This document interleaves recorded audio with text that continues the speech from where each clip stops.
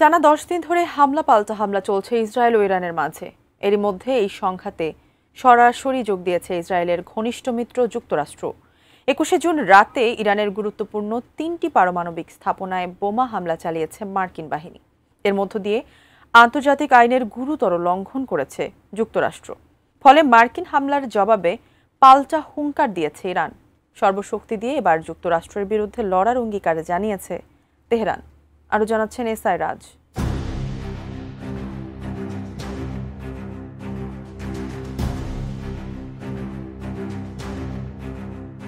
রাতের আধারে ইরানবাসী যখন গভীর ঘুমে, তখনই চোরের মতো অসাংবিধানিকভাবে দেশটির ৩টি পারমাণবিক স্থাপনায় হামলা চালায় যুক্তরাষ্ট্র।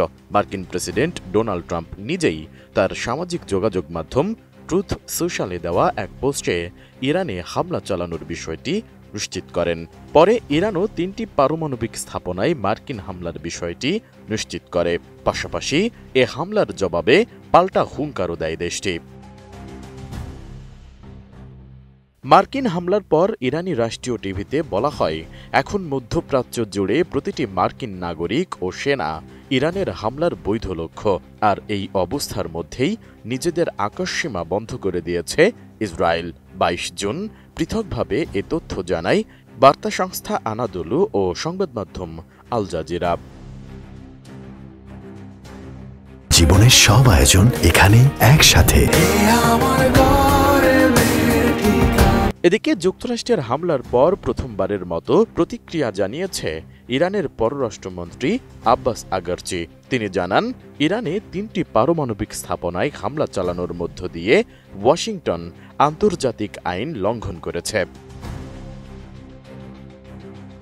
সামাজিক যোগাযোগ মাধ্যম এক্সে দেওয়া এক পোস্টে আব্বাস আগারচি জানান, ইরানের শান্তিপূর্ণ পারমাণবিক স্থাপনায় আক্রমণ চালিয়ে জাতিসংঘের নিরাপত্তা পরিষদের স্থায়ী সদস্য দেশ যুক্তরাষ্ট্র জাতিসংঘ সনদ, আন্তর্জাতিক আইন ও এনপিটির গুরুতর লঙ্ঘন করেছে। ফলে নিজেদের সার্বভৌমত্ব, স্বার্থ ও জনগণকে রক্ষা করার জন্য সব ধরনের পদক্ষেপ নেওয়ার অধিকার ইরানের রয়েছে বলেও যুক্তরাষ্ট্রকে কড়া সতর্কবার্তা দিয়েছেন তিনি।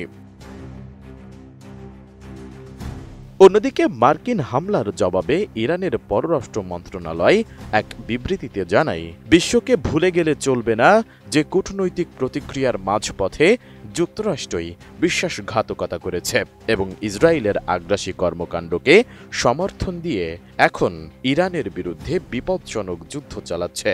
ফলে এটি স্পষ্ট যে যুক্তরাষ্ট্র কোনো নিয়ম বা নৈতিকতা মানে না। গণহত্যাকারী ও দখলদার এক শাসন ব্যবস্থার লক্ষ্য পূরণের জন্য যুক্তরাষ্ট্র কোনো আইন বা অপরাধের তোয়াক্কা করে না।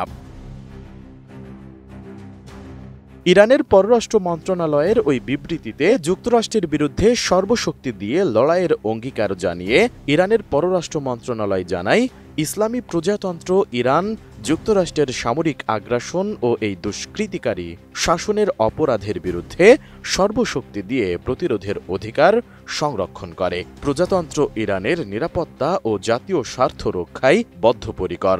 এখন দেখার পালা, মার্কিন হামলার জবাবে ইরান কিভাবে নিজেদের সক্ষমতার জানান দেয়। এসআই রাজ, ডেস্ক রিপোর্ট, এটিএন নিউজ।